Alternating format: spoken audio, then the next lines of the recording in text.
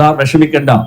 എന്താണ്, ഞാനിവിടെ തെങ്ങിന്റെ തടവല്ലേ എടുക്കുന്നത്, കുണ്ട്രയിൽ അശോക ഹോട്ടൽ പൊറോട്ട അടിക്കുന്ന ജില്ലാ സെക്രട്ടറിയാണ്.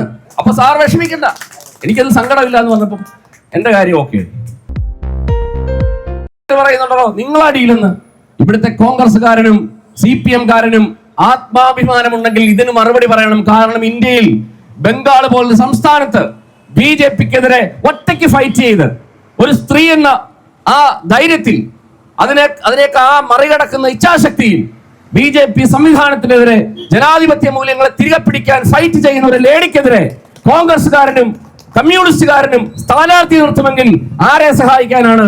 അത് സഹായിക്കുന്നത് BJP അല്ലേ. കാരണം BJPയുടെ പ്രഖ്യാപിത ലക്ഷ്യമാണ്. ബീഹാർ പിടിച്ചപ്പോൾ അവർ പറഞ്ഞതാണ് ഇനി ഞങ്ങളുടെ ലക്ഷ്യം ബംഗാളാണ്. കാരണം കഴിഞ്ഞ മൂന്ന് ടൈമിൽ CPM കാരൻ അവിടെ ഇല്ലല്ലോ. 2011 CPMന്റെ പടിയടച്ച് പിണ്ടം വെച്ചതല്ലേ ബംഗാളിൽ നിന്ന്. ഞങ്ങളുടെ വീട്ടിൽ പണ്ടൊരു തെങ്ങ് തടവെടുക്കാനായിട്ടൊരു ബംഗാളി വന്നു.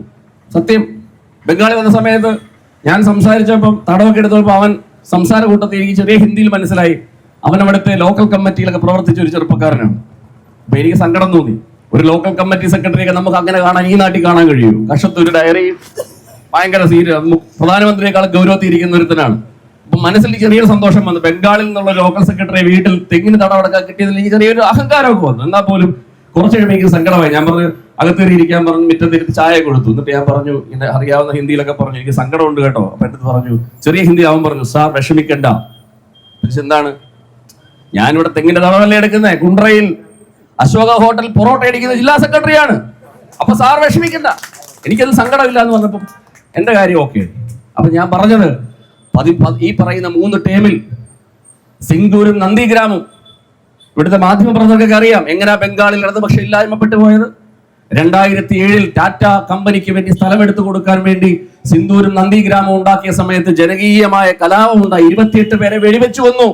ആ വിഷയത്തിൽ കർഷകരെ അണിനിരത്തിക്കൊണ്ട് ഇടതുപക്ഷ ഗവൺമെന്റിനെതിരെ നടന്നും യാത്ര ചെയ്തും ഓടിയും സാരി ഉടുത്തും ചെരുപ്പിട്ടും എഴുതിയും പ്രഭാഷണം ചെയ്തും കവിത ആലപിച്ചും ഒരു സ്ത്രീ നടത്തിയ പോരാട്ടത്തിന്റെ ഭാഗമാണ് 2011 അസംബ്ലിയിൽ 0 സീറ്റ്. ഇപ്പോഴും 0 സീറ്റാ LDFന്, CPMന് ബംഗാളിൽ 0 സീറ്റ്. BJP 295 MLA-മാരുള്ള അസംബ്ലിയിൽ 72 MLA-മാർ ഇപ്പൊ BJPക്കുണ്ട്. ബാക്കി 200 സംതിങ് MLA-മാരും തൃണമൂലിന്റെ MLA-മാരാണ്. അവിടെ ഒറ്റ ഒരു പറയുന്ന കോൺഗ്രസ്സുകാരനും ഇല്ല, അവിടെ CPM കാരനും ഇല്ല.